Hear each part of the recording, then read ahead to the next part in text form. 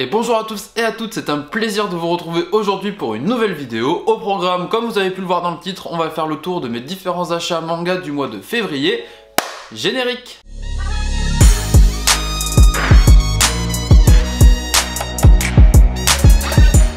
On attaque cette vidéo par deux mangas que j'ai achetés d'occasion, donc à manga d'occasion, à savoir les tomes 2 et 11 de la série Reel. Pour ceux qui ne connaissent pas, c'est le manga de basket qu'a fait Takehiko Inoue après Slam Dunk. C'est un sujet un petit peu particulier puisque là on parle pas seulement de basket mais on parle de handi basket, donc on va parler d'handicap au travers du sport. C'est une série qui est toujours en cours malheureusement actuellement, enfin malheureusement, je dis malheureusement parce qu'elle a débuté quand même il y a un moment. Ça fait un moment que ça dure et que ça fait aussi un moment qu'on n'a pas eu de tome. Apparemment il y en a un en préparation là d'ici pas longtemps, donc ce serait le tome 15. Étant donné que la série n'est pas terminée, j'ai pas encore fait l'effort d'acheter tous les tomes, faudrait vraiment que je le fasse.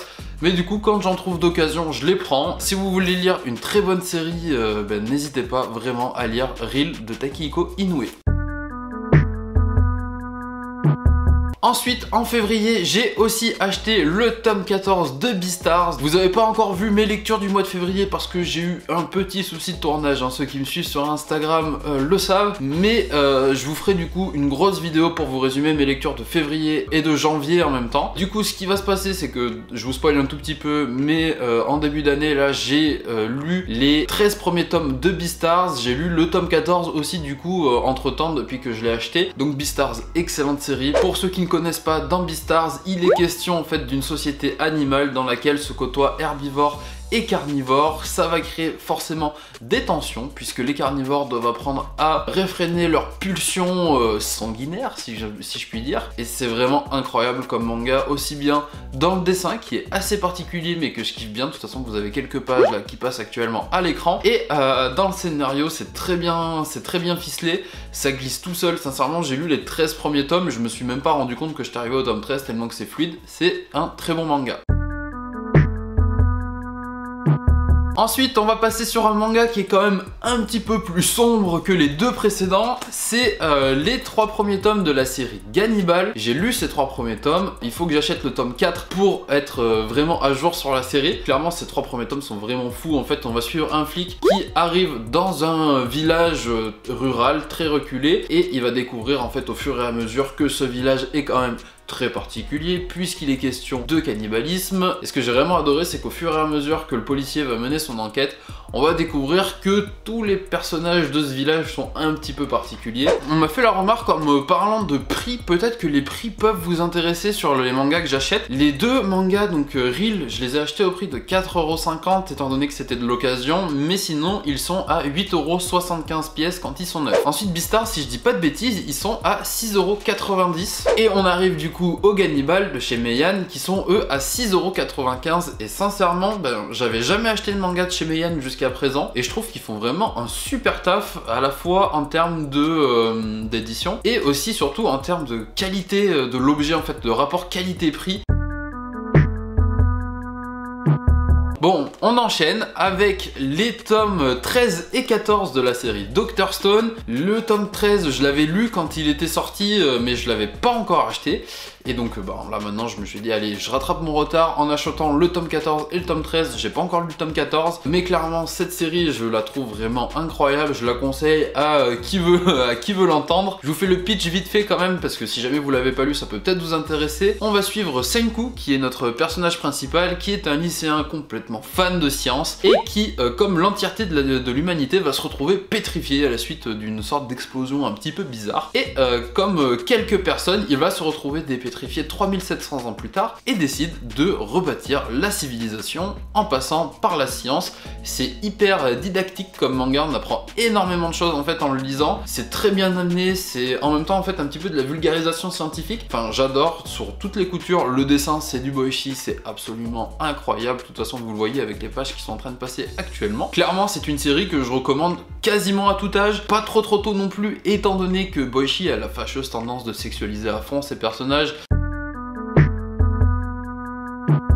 On poursuit avec, c'est un peu chiant que ça soit blisté parce que ça brille suivant comment je le mets, faut que je fasse attention. Mais du coup avec le pack découverte des 2 premiers tomes de The Quintessential Quintuplets, j'avais pas spécialement prévu d'acheter la série tout de suite malgré le fait que je l'avais bien aimé. On va dire que l'occasion fait le larron, si je dis pas de bêtises, il semble que c'est ça le proverbe, mais je suis vraiment pas sûr. En tout cas, l'occasion s'est présentée, je me suis dit clairement bah, je vais foncer, au pire j'achèterai la suite plus tard. Donc j'en avais parlé quand j'avais fait les sorties de la semaine, enfin la semaine où c'était sorti tout simplement, c'était au mois de...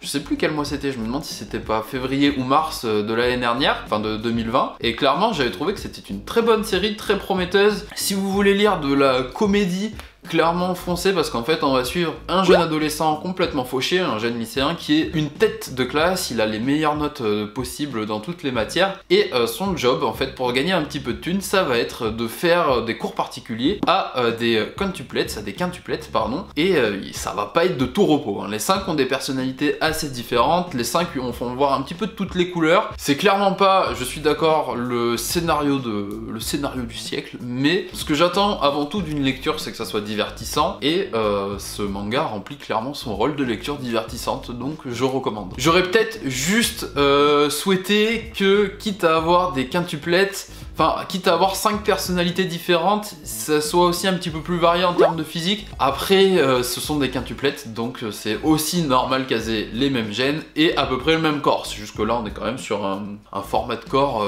on est sur du manga qui est censé plaire à des adolescents quoi. On continue dans les achats, j'ai du coup pris les 2 tomes de la série Barrage. C'est une série de Kohei Horikoshi, le mangaka de My Hero Academia. Ça devient quand même petit à petit un auteur assez référencé, j'ai pas encore lu donc je sais pas du tout ce que ça vaut. J'ai hâte de le découvrir quand même parce que j'ai trouvé My Hero Academia très bien et c'est en 2 tomes.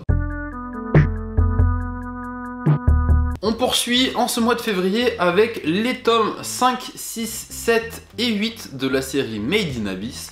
C'est une série qui, je trouve, vaut vraiment le coup d'être lue, car j'avoue ne pas être à jour du tout, par contre, en termes de scénario, j'ai lu que les 2 premiers tomes. Alors, je sais pas trop comment ça évolue après, scénaristiquement parlant. Par contre, j'ai aucun doute sur la qualité graphique des derniers tomes, ça c'est clair, j'avais vraiment pris une claque quand j'ai lu le premier tome. Clairement, c'est vraiment somptueux comme manga.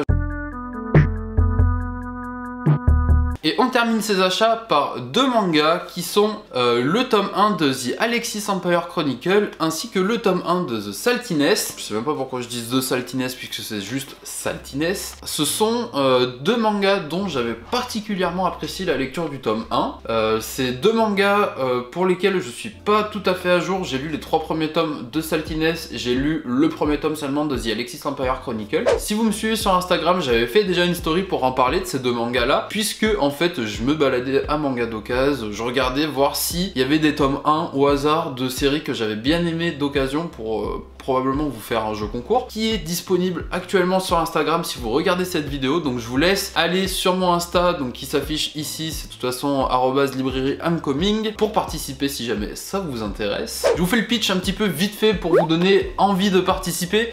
Donc dans The Alexis Empire Chronicle, on va suivre un personnage qui s'appelle Léonis, qui va avoir sa réputation complètement ternie à la suite d'une bataille qu'il a perdue en voulant protéger sa ville. Ce qui va se passer, c'est qu'en fait, Léonis, il décide de racheter sa réputation, non pas nécessairement par les champs de bataille, mais en passant par les contes et les légendes qui vont se raconter sur lui. J'ai bien apprécié ce tome 1, il faut d'ailleurs que je lise le tome 2 et 3. Et ensuite, registre complètement différent, un petit peu plus adulte et beaucoup plus absurde. Dans Saltiness, vous allez suivre ce personnage-là qui est complètement décalé de la réalité, puisque c'est une personne d'une trentaine d'années qui vit toujours chez ses parents, qui passe sa vie en fait à faire des expériences sociales très particulières, comme vivre 30 jours dans un tonneau, manger des vers de terre, ce genre de trucs. Des choses assez bizarres, on va dire quand même. Et il décide un jour, pour gagner en maturité, de partir vivre à la capitale, à Tokyo. Arrivé sur place, il va rencontrer un clochard, et avec ce clochard, ils vont décider d'aller emménager chez un étudiant qui est à moitié fauché, et il décide de lui en faire voir de toutes les couleurs. J'ai